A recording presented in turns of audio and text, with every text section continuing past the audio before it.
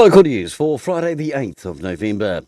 There's a busy weekend of events ahead in Wairarapa with the Pukaha Garden Tour taking place, the annual Rathkill Christmas Fete, which sees hundreds attend.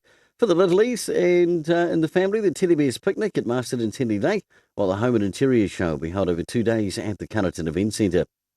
With the Bird of the Year 2019 contest already taking off, the Greater Wellington Regional Council was backing the beloved banded dotterel to fly to the top of the list. Greater Wellington's team leader for land, ecology and climate, Philippa Crisp, believes the banded dotterel deserves the distinguished title this year after last year the Kidderoo swooped in and took the title.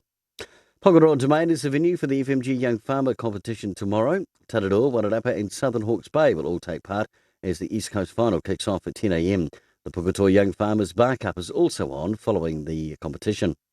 And finally, Wairarapa Bush rugby referee Bex Marnie is overseas at the moment. Bex will referee a women's international match between Ireland and Wales in Dublin, and the following week a game between England and France.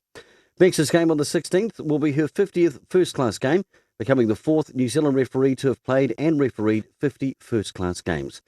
Quite an achievement. Well done, Bex. For local news and sport, I'm Brent Gare.